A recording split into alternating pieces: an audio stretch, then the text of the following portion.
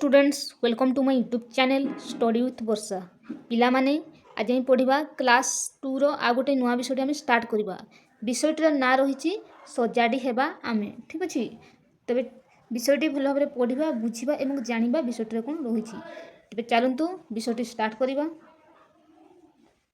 कौन दिखाई विषयटे बरषुनी मेघ आकाश एवं चातक रही चाहे उत्कट है जलर अभाव ए सारा जगत पाई जे एबे कौन वर्षा आउ होना आकाश कौन हो जलर अभाव देखा देछि जल उत्स सब सुखिला एवं छानिया जीव जगत चित्कार करते जल पाई सर्वे दिन राति अविरत जे जल धीरे धीरे कौन जलर उत्स धीरे धीरे सुखीगला जीव जगत पूरा कौन हो छानिया हो जल पाई समस्त दिन राति कौन पार करुछंती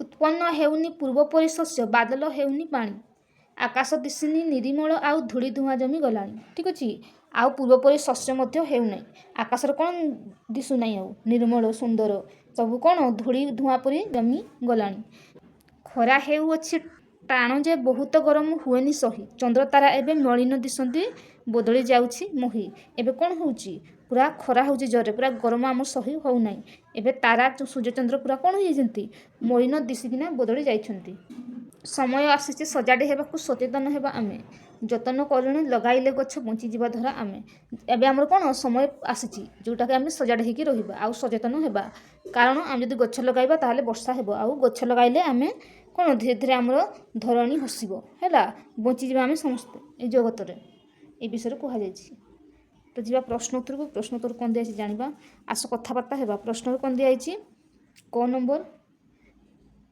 तुम्हें घरे क्यों सब जिन सजाड़ी रख है मु घरे मो बही खाता कलम पोशाक एवं खेलना सब निज निज स्थान सजाड़ी रखे तापर कौन दिखाई ख नंबर विद्यालय को आसिया पूर्व तुम्हें कौन सब कर विद्यालय को आसिया पूर्व मु दांत घसे गाधोई सफा पोशाक पिंधे ब्याग्रे बही खाता सजाड़ी रखे सकाळ जलखिया खाए एवं बापा माँ को प्रणाम कर विद्यालय को आसे ठीक अच्छे तापर आ कौन गरे दिखाई पानीर अभाव हेले कौन सब असुविधा हेबो पानीर अभाव हेले पीवा पानी मिलिबो नहीं पानी है फसल सब हो पारिबो नहीं गछलता सुखीजीव एवं जीवजंतु आउ मनीष पानी बिना बंचिबा कष्टकर हो पड़िबो ठीक अच्छे घरे दिखाई तुम्हें श्रेणी गृह और खेल पड़िया किपरि सफा रख किपरि मु कागज छुंची कागज टुकुड़ा और कुटा आवर्जना पात्र पकाए बेंच टेबुल सफा रखे एवं खेल पड़िया नछड़ा मैला पकाए ना है मोर दिखाई गरम रक्षा पाइबा आम कौन करवा गरम रक्षा पाइबा गरम रक्षा पाइबा आम अधिक अधिक गछ लगाइबा आ प्रचुर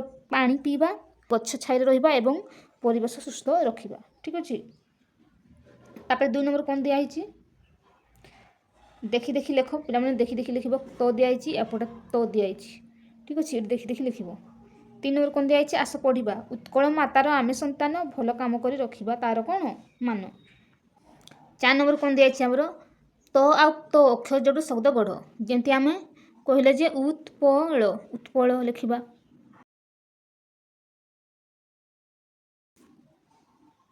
खर दिखाई एठी सब दिखाई पे लिखा कौन लिखा एठी आमर उत्कंठा लिखा उत्कंठा उत्कट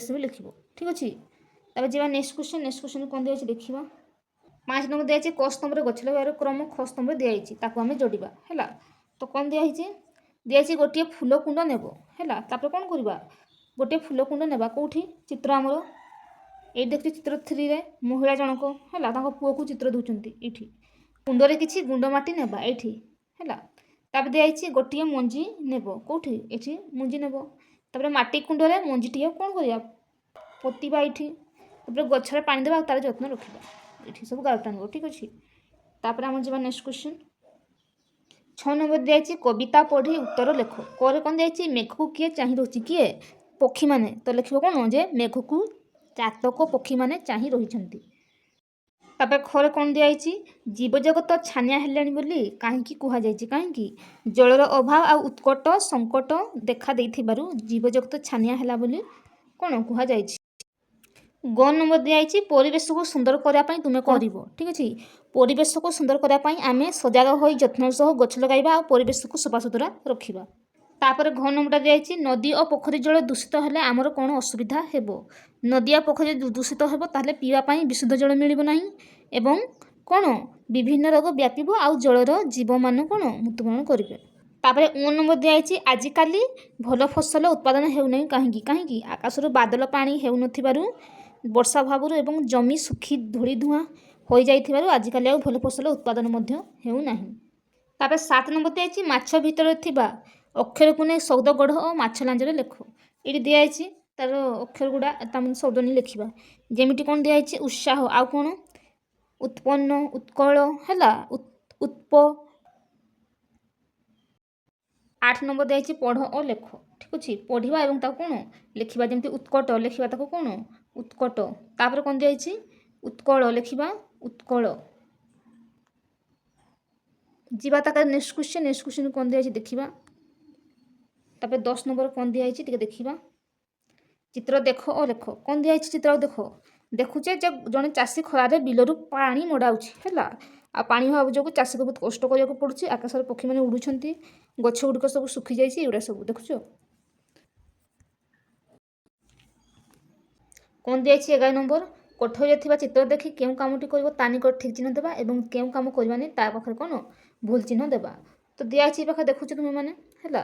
କ'ଣ ଦିଆଯାଇଛି ଏଠି ଦେଖୁଛ ଏ ପାଖରେ ଯେ ଚଢ଼େଇମାନଙ୍କୁ ପାଣି ପିଇବାକୁ ଦେଉଛି। କ'ଣ ଏଠି ଆମେ ଠିକ୍ ଚିହ୍ନ ଦେବା ହେଲା। ତାପରେ ଏ ପାଖରେ ଦେଖୁଛ ଟ୍ୟାପ୍ରୁ ସବୁ ଜଳ ନଷ୍ଟ ହେବାକୁ ଛାଡ଼ି ଦିଆଯାଇଛି, ଯେଟା ଆମେ ଭୁଲ ଚିହ୍ନ ଦେବା। ଠିକ୍ ଅଛି। ତାପରେ ଏଇ ପାଖରେ ଦେଖୁଛ କ'ଣ ଦିଆଯାଇଛି ଗଛରେ କ'ଣ ଦିଆହେଉଛି ଜଳ ଦିଆହେଉଛି, ତାପରେ ଠିକ୍ ଚିହ୍ନ ଦେବା ତାକୁ ହେଲା। ତାପରେ ଦେଖୁଛ ଗଛର ସବୁ ଡାଳପତ୍ର ଭାଙ୍ଗି ନଷ୍ଟ କରୁଛନ୍ତି, ତ ଭୁଲ ଚିହ୍ନ ଦେବା। ବୁଝିପାରିଲ। ଏଇ ଥିଲା ପିଲାମାନେ ଆଜିର ବିଷୟ। ନେକ୍ସଟ ଭିଡ଼ିଓରେ ମୁଁ ନେକ୍ସଟ ବିଷୟଟି ନେଇ ଆସିବି ପିଲାମାନେ। ଭିଡ଼ିଓଟି ଭଲ ଲାଗିଥିଲେ ନିଶ୍ଚୟ ଲାଇକ୍ ସେୟାର ସବସ୍କ୍ରାଇବ୍ କରିନେବେ। ରହୁଛି ଜୟ ଜଗନ୍ନାଥ।